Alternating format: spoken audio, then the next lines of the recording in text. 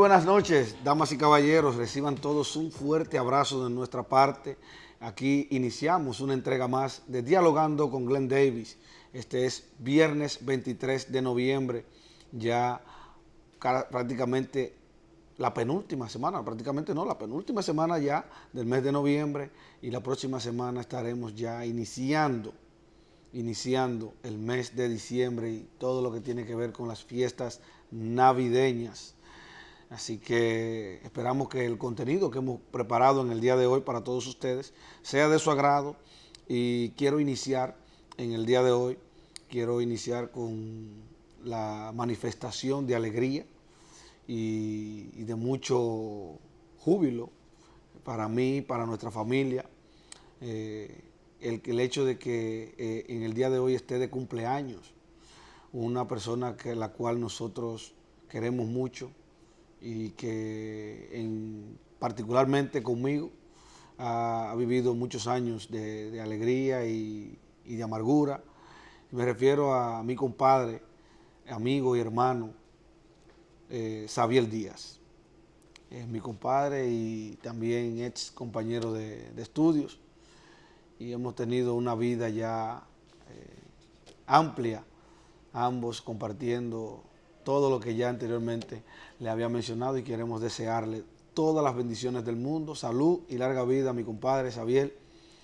Esperemos que a la salida de nuestro programa podamos reunirnos y darnos un abrazo, que usted sabe que se le quiere. Así que disfrute junto a su familia, bendiciones, prosperidad y mucha salud. Para entrar en materia con el contenido de nuestro programa en el día de hoy, tenemos, señores, que ha retomado fuerzas el tema Haití, República Dominicana. Esto siempre será tema para nosotros, porque la República Dominicana no puede estar ajena a los problemas que vive esa nación. Hoy, más bien en esta semana, se ha iniciado nuevamente el debate de si se construye o no un muro en la frontera dominico-haitiana. Por años yo me mantuve particularmente opuesto a que se construyese un muro en la frontera, que no era necesario. Siempre he dicho, he manifestado que lo más viable, lo más conveniente para el país es tener un sistema migratorio confiable, seguro, que nos garantice que la migración de los ciudadanos haitianos al país sea controlada, sea regulada, y que la eliminación de ciertos privilegios que han existido durante años en esa frontera dominico-haitiana, esos negocios, es por donde primero tenemos que iniciar. Y el verdadero muro tenemos que crearlo o levantarlo ahí, poniéndole límites a nuestras autoridades, a nuestros funcionarios, que en este caso a los funcionarios que tienen que ver directamente con la frontera del país, con la República vecina de Haití. No es un muro de hormigón, concreto o de bloque, como usted lo quiera poner. Hoy, yo tengo que decir que sí, que yo estoy de acuerdo.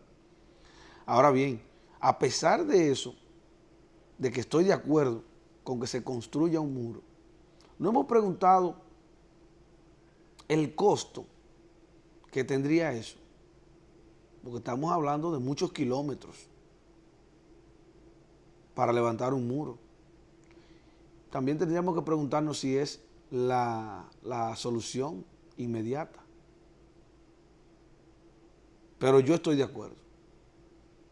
¿Quién lo pagaría? No sé.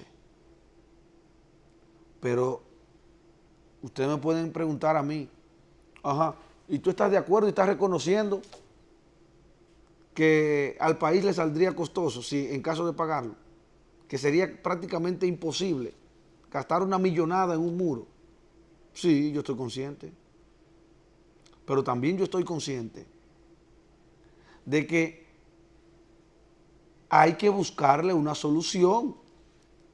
Y aparentemente esa solución no está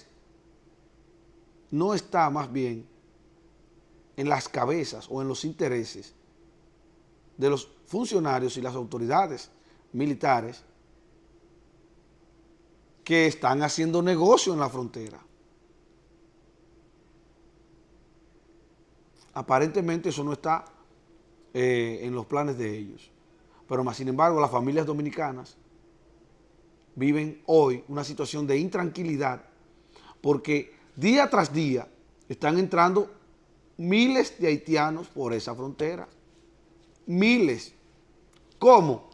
Pregunte, indague, y a que encontrarán la respuesta.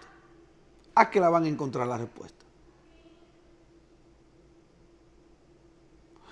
Señores, aquí durante años se ha conocido el fuerte negocio y lo lucrativo que es para esos militares, esos funcionarios que envían para las fronteras, más bien para la frontera dominico-haitiana. Y ningún gobierno se ha interesado, no más allá de los discursos y de algunas iniciativas con la militarización y el tema, que al final, a la larga, todo eso es bulto. A la larga, todo eso es bulto. Entonces, no es posible que hoy, en esta semana, el tema por la situación que vive ese país, que viven los haitianos, que están saliendo corriendo de su país, pero es para el territorio dominicano que están saliendo. Y anteriormente yo he defendido a los haitianos que vienen a trabajar aquí. He defendido los derechos humanos que tienen cada uno de ellos como seres humanos que son. Pero hay que reconocer, señores, que hay muchos haitianos que están delinquiendo. Hay muchos haitianos que están cometiendo delitos que no son perdonables.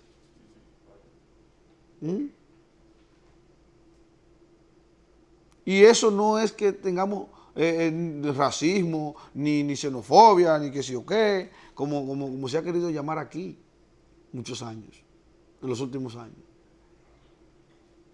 El país, el gobierno dominicano debe establecer ya una verdadera política migratoria que inicie sancionando severamente a los funcionarios que vayan a la frontera a hacer negocios a costa de llenar el país, de que pasen por la frontera miles y miles de haitianos y ellos llenándose el bolsillo ilícitamente.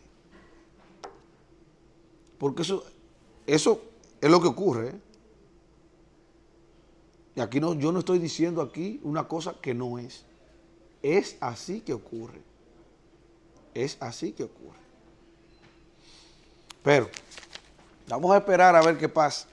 Señores, otro tema que trascendió en esta semana y que también tiene que ver con la parte migratoria, con política migratoria en el país, es el arribo al país del narcotraficante Augusto Falcón Willy. ¿Quién es ese tipo? ¿Quién es esa persona? Un narcotraficante de origen cubano, más bien de origen cubano no, cubano, que cumplió condena de 20 años en los Estados Unidos y que es o fue más bien el líder de la banda Los Convoy en los años 80 y 90, que cumplió condena de 20 años por narcotráfico, por haber introducido a los Estados Unidos toneladas y toneladas de cocaína y de bañar de luto muchas familias, teñir de sangre toda la ciudad de Miami en los años 80 y 90. Fruto, o sea, a través de su banda, la Convoy.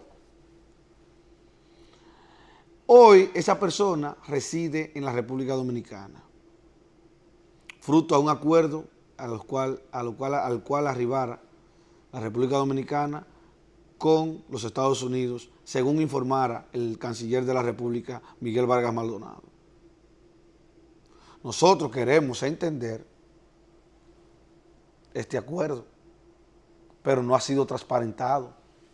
Solamente Miguel Vargas se limitó a decir que es un acuerdo entre ambos gobiernos. Pero, o sea, ¿qué se llevó? O sea, aquí lo único que se ha dado a conocer, ¿qué nos llevó ahí? Aquí lo único que se ha dado a conocer es que esta persona no quería ser deportado a su país de origen, en este caso Cuba,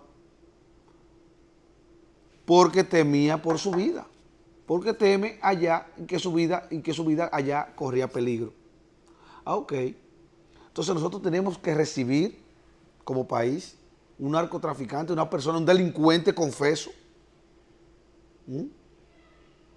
darle albergue a un delincuente confeso para que sabrá Dios que venga, con cuáles intenciones venga a nuestro país, a establecerse en nuestro país. Porque hay que ver, ¿qué va a hacer en el país? ¿Se han preguntado a qué actividad se dedicará esa persona en nuestro país? Podrá aparecer miles de personas que digan, hay que darle tiempo para ver lo que va a hacer.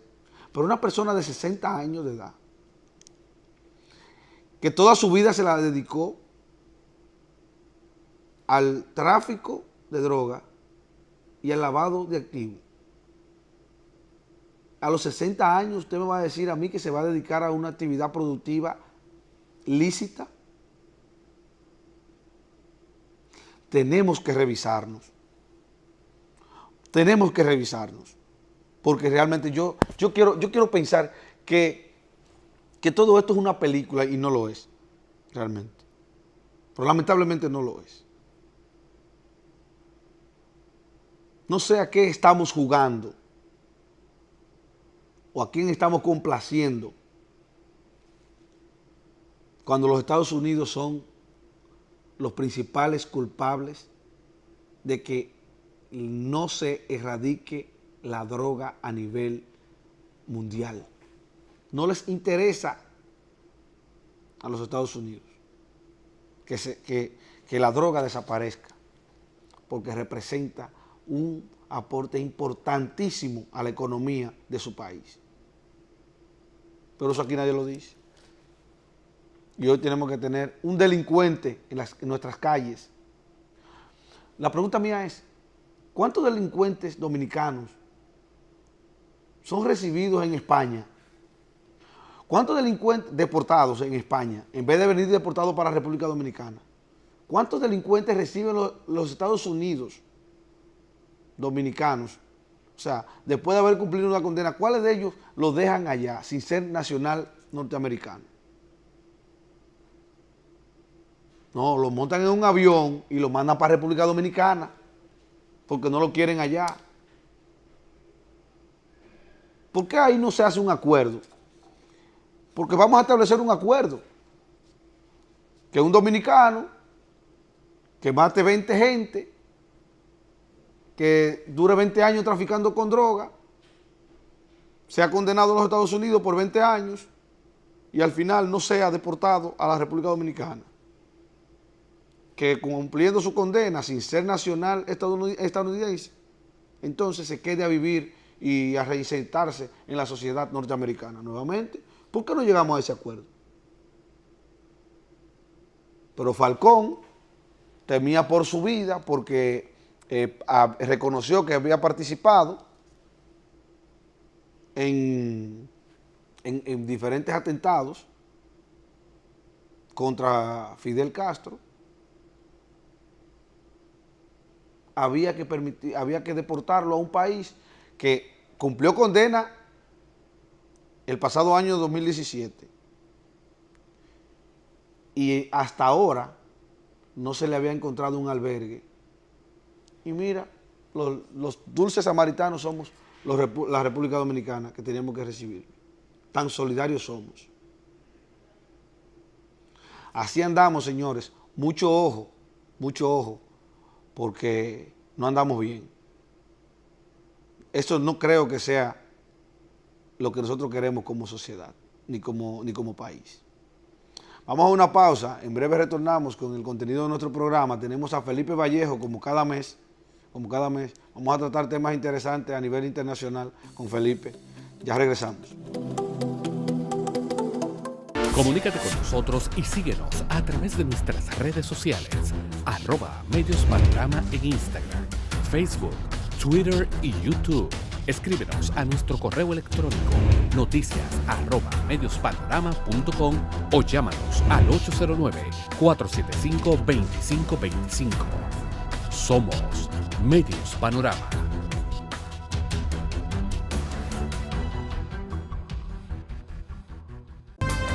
La información sin temor. Fijó su posición. La realidad nacional sin máscaras. Un equipo sin corte. Ahí no hay forma de que se pueda desarrollar nada. Pero si hay prueba. Yo no creo que ellos sean capaces de eso. Noticias y comentarios sin cortes. Martes a viernes, 8 de la noche. Canal 25. Es de todos.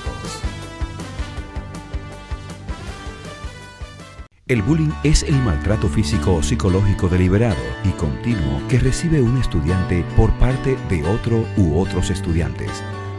¿Sabías que también puede ser por redes sociales? Se llama cyberbullying y esta es la versión digital del mismo. Sucede en acoso por redes, burlas, memes, amenazas, publicaciones de información.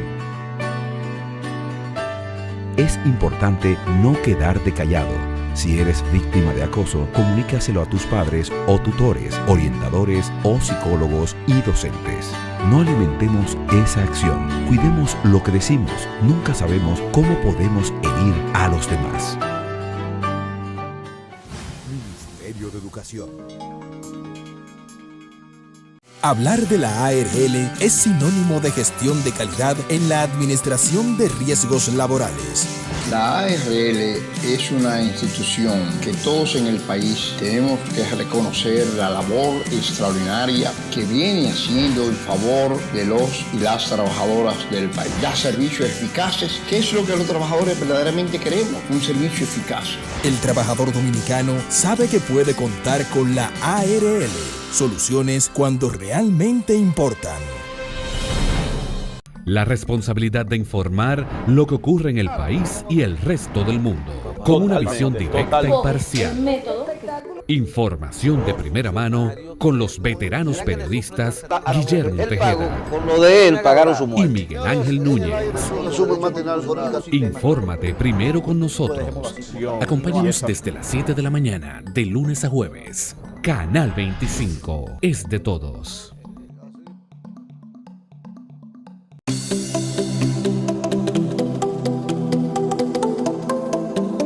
Señores, estamos de vuelta con el contenido de nuestro programa y ahora nos toca dialogar con nuestro amigo, como de costumbre cada mes. Felipe Vallejos nos acompaña. Felipe es, para recordarle a todos ustedes, estratega en comunicación y experto en asuntos públicos. Entonces, Felipe, vamos a hablar a nuestros televidentes de los temas más interesantes en el mundo político y y público también, que han acontecido en los últimos días. Precisamente queremos hablar sobre tu último artículo, que es un excelente trabajo publicado en el periódico Listín Diario, y trata de noticias engañosas y eso, y también el tema de la implementación en la República Dominicana de la ley 33-18, la ley de partidos y agrupaciones políticas en el país.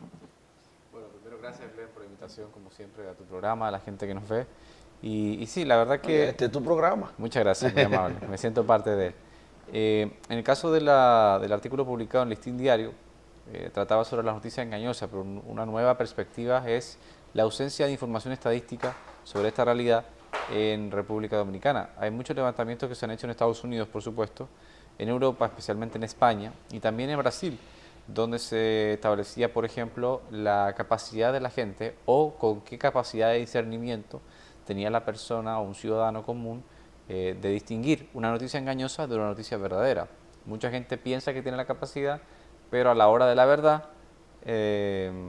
no es tan así. De hecho, en Brasil, más de 6 de cada 10 brasileños no saben distinguir una noticia engañosa de una real.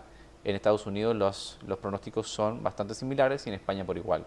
Y también, por el otro lado, qué cantidad de noticias engañosas estaban siendo buscadas y replicadas en Internet por sobreinformaciones probadas o por lo menos verídicas desde el punto de vista de la fuente de la información y el contraste o la verificación de los datos. En este caso, el Instituto de Internet de Oxford descubrió que ya en el 2018, en el marco de las campañas de las elecciones legislativas de Estados Unidos, del Congreso, la Cámara de Representantes y del Senado, así como de la Gobernación, descubrió que lamentablemente para el periodismo como tal, ya se están compartiendo más noticias engañosas que reales. Y esto es verdaderamente un problema al cual República Dominicana debe prestar mucha atención. Entonces, ¿cómo puede la gente distinguir una de otra? Hay distintas claves. La real y la engañosa. Hay distintas claves. El tema es que no existe un algoritmo, algún tipo de creación tecnológica. Y esto porque esto se trata es en la política. Correcto. Entonces, las noticias engañosas se utilizan en campañas electorales. En todo sentido. Hay incluso grandes corporaciones, empresas del sector privado, que han sido afectadas por noticias engañosas. Esto es transversal a todos los sectores estratégicos de un país. En política se vislumbra mucho más porque es por picos. Es decir, en las elecciones todo el mundo habla de las elecciones, todo el mundo habla de los políticos, especialmente si son campañas presidenciales, y entra entonces en boga todo lo que es la campaña negativa a través de noticias engañosas.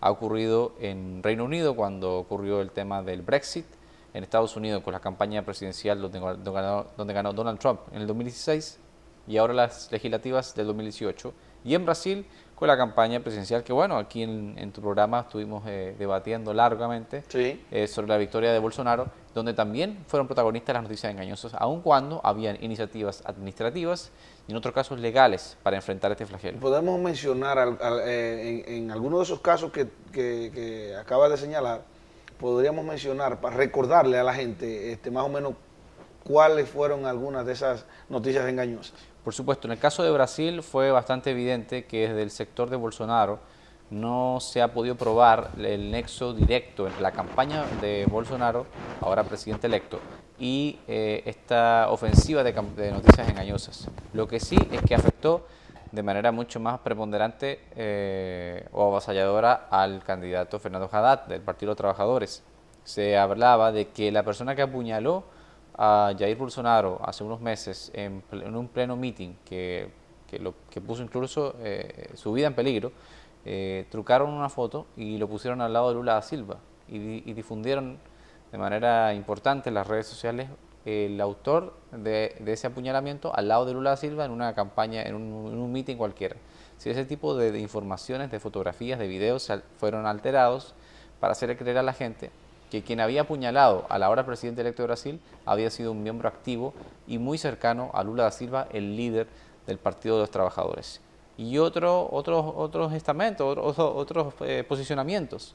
También un kit se hablaba como de una funda con distintos elementos que para promover la homosexualidad en los colegios, una supuesta iniciativa de Fernando Haddad, lo cual también era engañoso o falso por lo menos. Este tipo de informaciones. En el caso de Donald Trump se hablaba primero de que el Papa Francisco hacía público su apoyo a Donald Trump para la campaña presidencial, lo cual era falso, y también se difundió que la campaña de Hillary Clinton había impreso miles y miles de boletas electorales previamente marcadas con su nombre y se habían difundido en estados clave como la Florida y Ohio. Y en tercer lugar, se hablaba también de que en la inauguración oficial del presidente Donald Trump en enero del 2017, este había protagonizado la inauguración más vista y más concurrida de la historia, y haciendo un paralelo rápido entre la fotografía de la inauguración del presidente Obama en 2008, esto evidentemente no era real. Ese tipo de informaciones que realmente con las pruebas sobre la mesa resultan engañosas, pero que a ojos de los partidarios de todos estos candidatos hacen caso omiso, entran en una especie de lapsus. Y de eso trata realmente sobre las estadísticas de quienes pueden llegar a creer ese... Hay quienes, pues, como tú, como yo, que tienen el criterio suficiente de reconocer cuando una información es engañosa y por tanto es una irresponsabilidad difundir ese tipo de informaciones. Y hay quienes eligen creerlo, que es muy diferente, o que hacen caso omiso a esto, o peor, son los fabricantes de estas noticias engañosas. Y por tanto tenemos un conglomerado de actores interesantes ahí a analizar, y ante lo cual evidentemente el periodismo, la campaña limpia de la medida de las posibilidades, y un país que establezca un sistema de monitoreo de noticias engañosas, con lo cual algo con lo cual República Dominicana inevitablemente va a tener que lidiar en el 2019 y en el 2020. Entonces hay que decirle a la gente que las noticias engañosas son prefabricadas entonces. Claro, todo está... De acuerdo a todo lo que, allá los ejemplos que hemos mencionado. Claro, o sea, primero, una noticia engañosa probablemente va a ser un titular impactante. Segundo, va a ser de una fuente informativa rara o que nunca habías escuchado en tu vida. Y en tercer lugar, con fuentes informativas, de dónde ellos sacaron los datos, que van a ser muy ambiguos o simplemente van a decir según distintas fuentes. No va a dar ningún tipo de fuente confiable sobre la cual se sustenta esta información, y esas son tres claves importantísimas para identificar ya desde el punto de vista del criterio humano una noticia engañosa. Bueno, bien. Felipe, el caso de Haití, ¿qué se vislumbra en el tema político haitiano y de qué manera eso puede afectar a la República Dominicana? Haití vive en una crisis permanente. Muchos políticos siempre hablan de que estamos en crisis. Haití realmente tiene una crisis permanente desde hace décadas. Es un país que históricamente ha estado rezagado, aunque fue muy visionario en cierta manera en la época del siglo XIX, cuando fue el primer país realmente en independizarse. Vivió un aislamiento porque abolió la esclavitud por primera vez, y ese aislamiento se ha perpetuado durante toda su historia reciente, y entonces se ve esta marginalidad económica que lo tiene como el país más pobre del hemisferio. Entonces, República Dominicana vive una realidad innegable. Comparte la isla o el territorio con el país más pobre. República Dominicana tiene sus problemas, pero evidentemente está muchísimo mejor económica, social y políticamente que Haití. Y cerrarle la puerta o decir, mirar para otro lado, levantar un muro, es como que la casa de tu vecino se esté quemando, y tú, en lugar de tratar de evitar que el incendio se extienda y llegue a tu casa en cualquier momento, eliges mirar para otro lado y poner una puerta de algo o taparlo momentáneamente esperando a ver qué pasa. Entonces, ¿cuánto va a tardar realmente el incendio en esparcirse suficiente para que también afecte tu casa? Entonces, en ese sentido, considero que la crisis política pasa por tres grandes pilares. El primero, la auténtica voluntad de la comunidad internacional, porque República Dominicana no puede cargar solo, es evidente que no puede cargar sola con la situación de Haití. Carga en su mayoría por un tema natural de migración, de terreno, es decir, el ciudadano haitiano, para su subsistencia, cruza la frontera en busca de una oportunidad de empleo, en busca de un plato de comida, de un servicio de asistencia de salud. ¿A qué territorio va a cruzar? Evidentemente a República Dominicana, porque es lo más sencillo de hacer, en lugar de meterse por el mar, ir a Cuba, donde no existen esas oportunidades, o Estados Unidos, que está mucho más lejos. En tercer lugar, un autoexamen profundo de ambas naciones de cuánto cuán permisivos somos en la frontera. Tráfico de personas que involucra a distintos actores. No quiero nombrar a nadie específico porque no tengo las pruebas, pero evidentemente hay un tema de tráfico de personas, un tráfico de mano de obra barata y cuidados y gratis, y evidentemente esto reduce los costos de operación de una obra en cuestión, etcétera. Entonces, lo que está ocurriendo en tercer lugar, que República Dominicana sea el primero en promover el desarrollo económico de Haití a ojos de la comunidad internacional, diciendo, estamos aquí porque queremos lo mejor para Haití, porque querer lo mejor para Haití es querer lo mejor para la República Dominicana, pero no podemos solos. Necesitamos del apoyo constante de la comunidad internacional para que esto suceda. Entonces, esos son los tres grandes vertientes que me parece pueden solucionar, al menos en cierta medida, un tema cuya solución no es fácil y no veremos grandes resultados a medida que en el corto plazo, estamos hablando de las próximas décadas, porque es un país rezagado desde hace demasiado tiempo, está sumido en una crisis profunda y esta crisis profunda no tiene una solución sencilla ni muchísimo menos desde un solo enfoque, sino que es una solución multisectorial y con un multienfoque. Entonces, al principio del programa, en mi comentario, me refería a que se ha abierto nuevamente el debate sobre la construcción de un posible muro en la frontera dominico-haitiana. Entonces, sería factible para el país y eso contribuiría a una solución, por lo menos inmediata, al problema de la migración haitiana a la República Dominicana. Me parece que los dos grandes muros son las oportunidades creadas en ambos lados del territorio para darle trabajo a la gente. Probablemente si una persona tiene un hogar, tiene sus servicios básicos cubiertos y un empleo del cual sustentarse, difícilmente vaya a buscar a otro lado o a otro país la oportunidad que su país de origen no le está dando.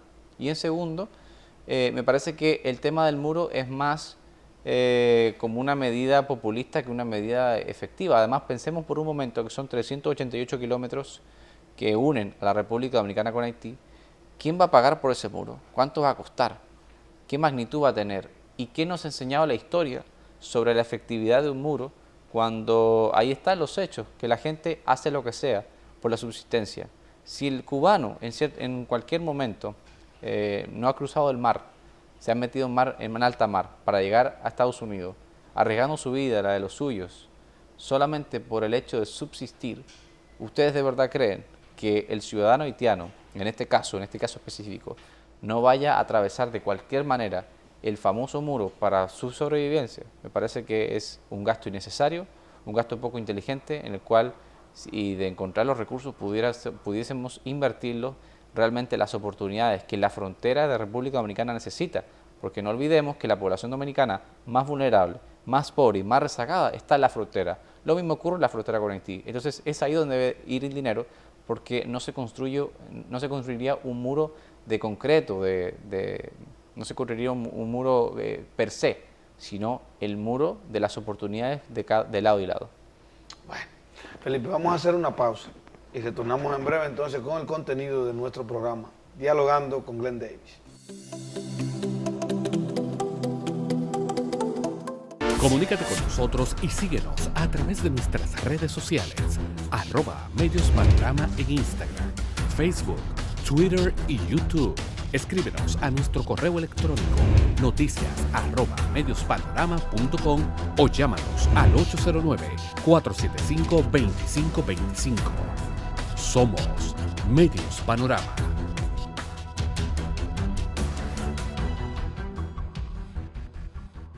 En materia de cobertura y servicios a los afiliados, la ARL responde de inmediato.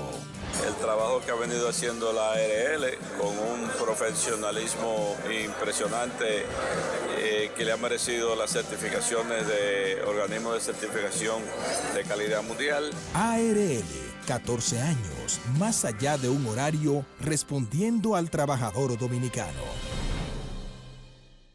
La responsabilidad de informar lo que ocurre en el país y el resto del mundo, con una visión directa e imparcial. Información de primera mano con los veteranos periodistas Guillermo Tejeda Por lo de él pagaron su y muerte. Miguel Ángel Núñez. Infórmate primero con nosotros. Acompáñanos desde las 7 de la mañana, de lunes a jueves. Canal 25 es de todos. El bullying es el maltrato físico o psicológico deliberado y continuo que recibe un estudiante por parte de otro u otros estudiantes. ¿Sabías que también puede ser por redes sociales? Se llama cyberbullying y esta es la versión digital del mismo. Sucede en acoso por redes, burlas, memes, amenazas, publicaciones de información.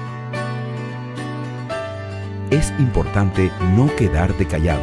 Si eres víctima de acoso, comunícaselo a tus padres o tutores, orientadores o psicólogos y docentes. No alimentemos esa acción. Cuidemos lo que decimos. Nunca sabemos cómo podemos herir a los demás. Ministerio de Educación.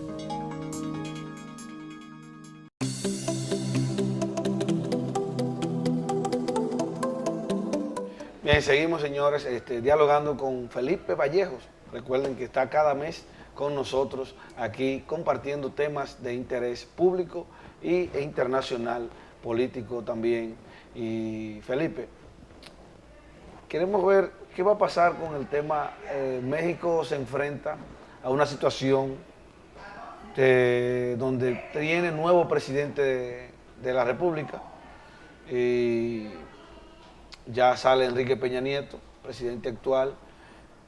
Entrará ahora el nuevo presidente, que en este caso había participado ya en varios procesos electorales y no se había podido congraciar más bien con la oportunidad de ser el presidente de todos los mexicanos, que es Andrés López Obrador. Y estamos hablando de que en días ya asumirá la presidencia. Y hay muchas declaraciones controversiales que ha hecho que los ojos del mundo enfoquen a México, hacia México.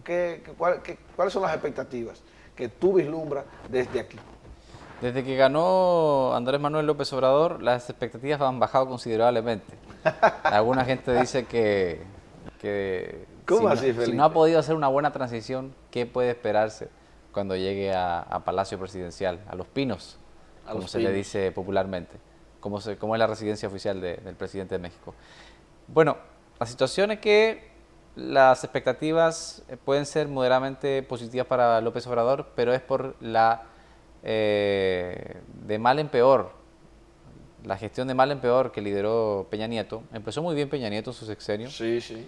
Con un pacto por México, dialogando con todos los sectores, pactando, de hecho, en el Congreso para avanzar distintas reformas. Incluso se habló de una reforma energética que es muy controversial porque la parte energética es una fuente de gran ingreso para los mexicanos. Y se fue cayendo, y un punto ya de clímax que acabó con cualquier credibilidad que pudiese tener su gestión al frente de la lucha con el narcotráfico, que es uno de los frentes más controversiales y críticos de cualquier gobierno mexicano, fue con la escapatoria, luego captura del Chapo Guzmán, y que ahora está extraditado en Estados Unidos y procesado en Nueva York. Esto habla de dos cosas: no fue capaz de retener al hombre más peligroso del mundo para muchas agencias de seguridad internacionales, y segundo, por el hecho de que al extraditarlo a Estados Unidos dio la razón a quienes sostenían que México no era capaz, no tenía la sostenibilidad ni la fortaleza institucional de someter y enjuiciar en su propio país al Chapo Guzmán. Entonces, esto evidentemente diezmó brutalmente su credibilidad. Se suma a la cantidad de asesinatos por violencia en México, al desempleo reinante y a la inseguridad en ciudades importantes como la capital. Entonces, en todo ese contexto, López Obrador tomó vuelo luego de caer en desgracia cuando pierde precisamente con Peña Nieto. Haciendo un paréntesis ahí, aunque continuemos el tema, ha dicho el Chapo ahora en el juicio que se le lleva a los Estados Unidos, que tanto Enrique Peña Nieto como Felipe Calderón recibieron soborno de su parte. Sí, un guión bastante familiar, si se pone a pensar en República Dominicana, que salga un narcotraficante a acusar a un expresidente o a un presidente en ejercicio de que recibió dinero de sus manos. Así que no es tan poco distante de lo que ha sucedido en República Dominicana con acusaciones sin pruebas. En este caso, el Chapo Guzmán, por ahora no ha mostrado ninguna prueba fehaciente o concreta de que eso haya sucedido. Y está haciendo mucho ruido mediático, es una estrategia evidentemente de la defensa del Chapo Guzmán, pero la condena es inevitable, es solo cuestión de tiempo. Y López Obrador asume entonces el próximo diciembre, al principio de diciembre, sobre la base de una transición que no ha librado, no ha salido demasiado airoso, ha tenido conflictos ya con los empresarios por el aeropuerto de Ciudad de México, también ha propuesto una reforma constitucional para crear lo que llamaría Guardia Nacional, como una forma de militarizar aún más el país en defensa ante la violencia y la inseguridad y sobre todo por el narcotráfico reinante, y con una agenda mucho más a lo interno que Peña Nieto Felipe Calderón. De hecho, no ha tenido un enfrentamiento abierto con Donald Trump, lo evitó al máximo con la ola de inmigrantes indocumentados que vinieron de Centroamérica y ya están en Tijuana a punto de cruzar a Estados Unidos, aprovechando que ha sido y López Obrador debe estar rezando porque crucen rápido antes de que asuma como presidente, porque eso le evitaría un gran problema con Donald Trump, con quien de nuevo ha evitado ese conflicto interno, ese conflicto internacional, apoyando más bien una política de no intromisión con los asuntos de otro país, pero tampoco que se intrometan con los asuntos míos. En cualquier momento ese conflicto va a llegar porque va a tomar forma de nuevamente el famoso muro que quiere instaurar Donald Trump en la frontera con México y que ha dicho que México es quien va a pagar. Peña Nieto fue bastante blando en este sentido con respecto a Donald Trump. Veremos cómo reacciona entonces López Obrador una vez asuma la presidencia de México. Bueno, entre las medidas, o sea, que ha tomado controversiales y ha anunciado ya que va a asumir en su mandato Andrés López Obrador, ¿tú no crees que siendo México considerado un país peligroso,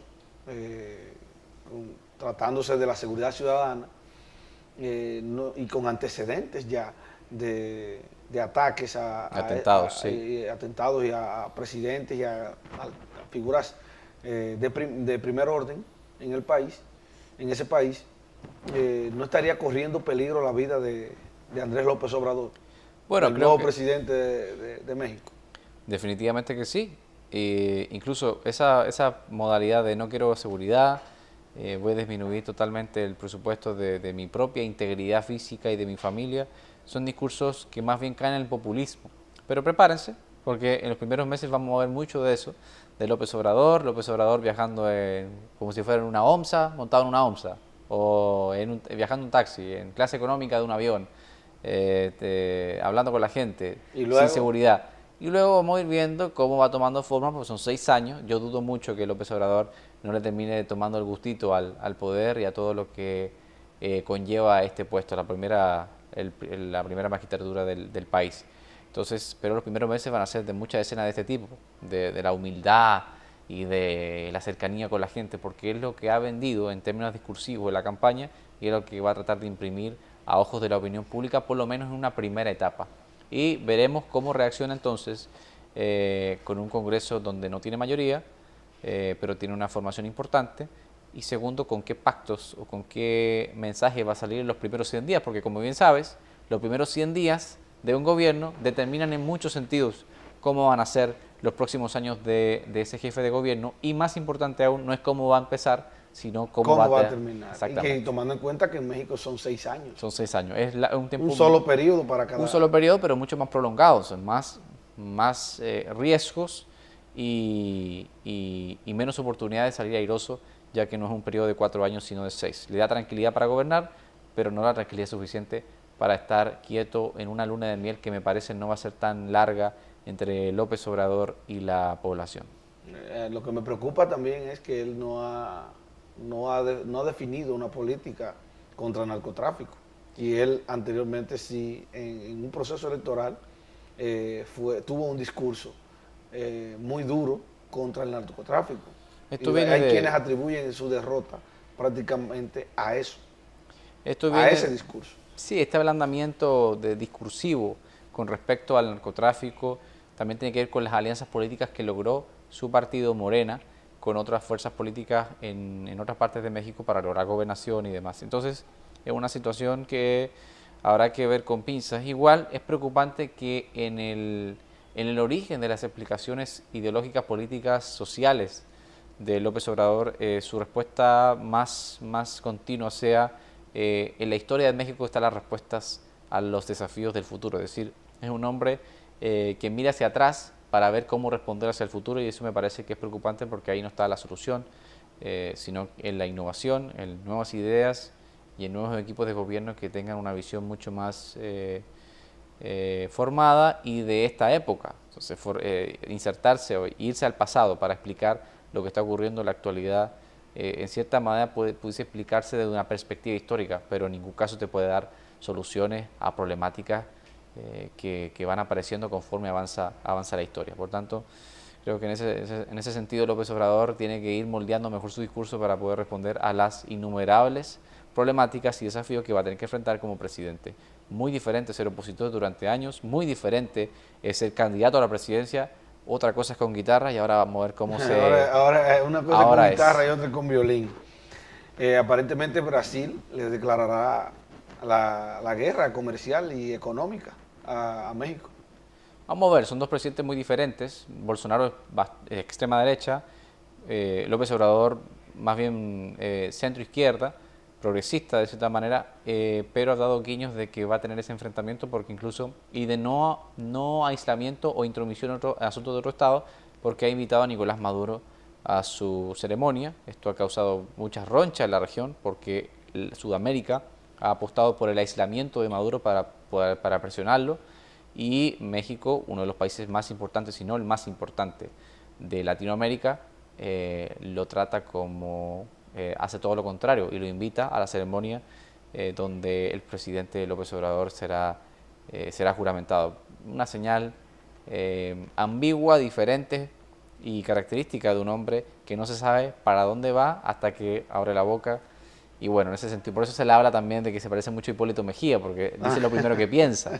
Entonces, es una situación que vamos a ver cómo se desenvuelve. Pero da señales raras o ambiguas de que no sabemos qué se puede esperar mucho de López Obrador, y por eso las expectativas no pudieran ser positivas ni tampoco negativas. Bueno, Felipe, para nosotros es un placer que hayas compartido este banquete con nosotros en el día de hoy. Como cada mes te tenemos aquí tratando este y otros temas para que la gente se deleite, y esperar que el próximo mes ya entonces vamos a ver si tratamos temas ya más del patio, más de República Dominicana, que tanto nos hace ver conocer tu experiencia y tu opinión sobre algunos temas, como este tipo más o menos, pero hoy tratamos temas más internacional, aunque hay uno que nos concierne más, que es el tema de Haití y la República Dominicana.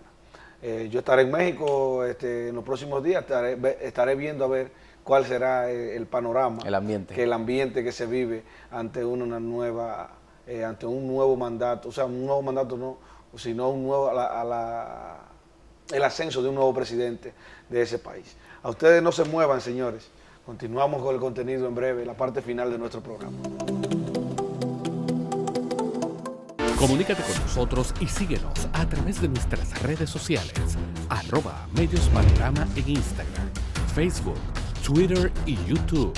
Escríbenos a nuestro correo electrónico noticias@mediospanorama.com o llámanos al 809-475-2525. Somos Medios Panorama.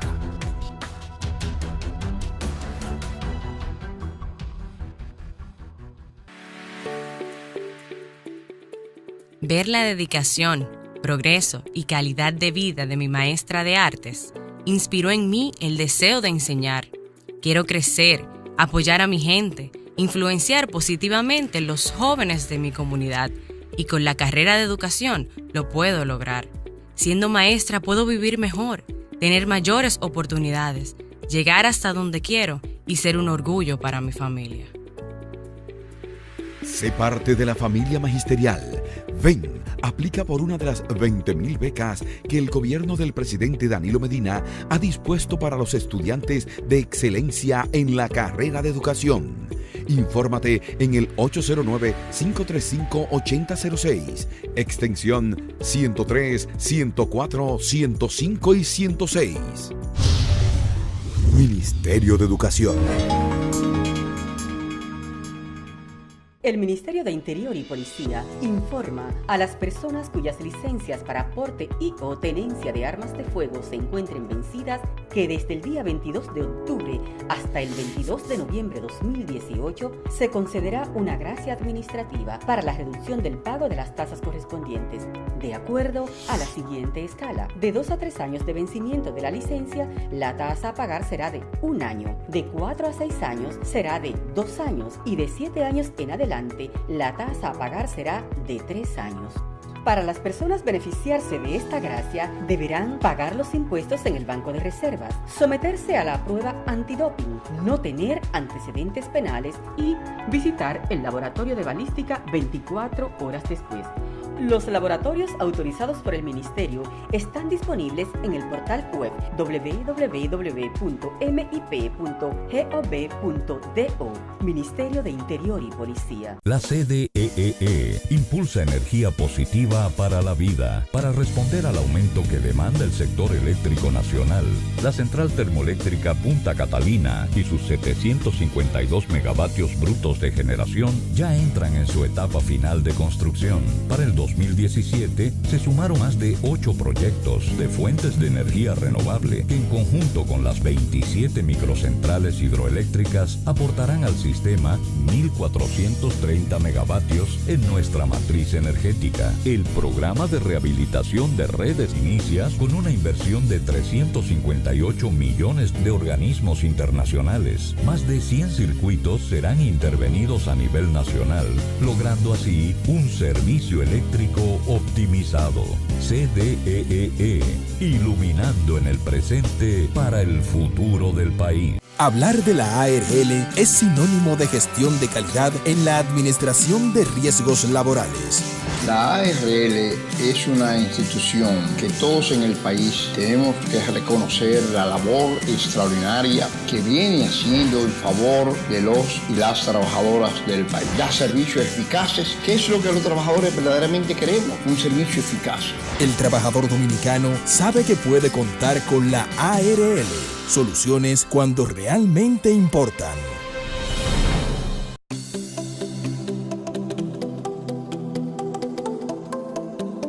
Bien, señores, interesante realmente el contenido de la participación de Felipe Vallejos y esperamos que realmente le haya gustado. En la parte final de nuestro programa, señores, queremos tratar un tema que la semana pasada estuvimos abordando con ustedes en nuestro programa, y era el tema de los feminicidios. Y no podíamos dejar pasar por alto en este programa unas declaraciones que ofreciera en esta semana, el pasado miércoles, el Procurador General de la República, Jean Alain Rodríguez, que ofreció unas declaraciones en el marco de una conferencia que ofreció y sobre el tema precisamente de los feminicidios. Y en esa actividad, Jean Alain Rodríguez destacó que los feminicidios en el país habían reducido en un 18% en lo que va de año. Y bueno, lo que va de año no, ya durante este año, porque ya el año está culminando. Nosotros realmente nos llama mucho la atención estos datos, o más bien estas declaraciones de Jean Alain Rodríguez, porque no sabemos, queremos preguntarnos o preguntarle a Jean Alain en qué país está viviendo. Porque nosotros bien desglosamos la semana pasada que en las últimas semanas en el país se han registrado al menos más de 20 casos de feminicidios. No sabemos tampoco cuál es el método estadístico que están utilizando nuestros señores de la Procuraduría General de la República para arrojar este dato. Porque usted no me puede hablar a mí que en este año únicamente se han presentado 88 casos de feminicidios. donde mes tras mes la cifra es muy elevada. Para tener 88 casos de feminicidios en lo que va de año, mínimo teníamos que haber pasado por lo menos 2 meses sin casos lamentables como este. Y mes tras mes, triste y cruda realidad de la República Dominicana. Los hombres están matando a nuestras mujeres. Y no es verdad que se va a usar este tema para tapar otro. No son ciertas esas. Nosotros le decimos desde aquí a Jean Alain Rodríguez, Procurador General de la República, no son ciertas. Les invitamos a que si usted quiere nos envíe designe a una persona que venga a hablar aquí a este programa y a ofrecernos esas estadísticas, o que usted mismo se digne a compartirla con nosotros. Nosotros le dedicamos la hora completa si usted quiere, para que usted nos haga entender a nosotros, para que usted le haga entender a la población a través de este programa que esas cifras son reales, porque lamentablemente nosotros no podemos creer esos datos, no podemos creerlo. Usted lo que debió reconocer en esa conferencia es que ese tipo de actividades, que las charlas, que las marchas y las campañas televisivas y de publicidad que se han hecho para erradicar ese problema en la República Dominicana han sido un fracaso totalmente. Porque nadie marchando, todavía se le ha creado conciencia a nadie sobre eso. Porque aquí celebramos una marcha, aquí hacemos 20 charlas y a la semana tenemos 15 muertas, tenemos 10 muertas, tenemos 2 muertas. Y eso lo sabe todo el mundo en el país. Tal como decimos, como decíamos la semana pasada, lo que hace falta son leyes contundentes, sanciones ejemplares para quienes al menos le levantan un dedo a una dama. Vamos a seguir con ese tema, señores. Vamos a seguir con ese tema. Este será un programa que estará abierto para abordar ese tema, porque realmente, así como dice la campaña que han creado, ni una más. No queremos ni una más. Ha sido todo por hoy, señores. Así que les invitamos a que el próximo viernes se esperen una entrega más de Dialogando con Glenn Davis, que este es el programa de los dominicanos. Hasta la próxima.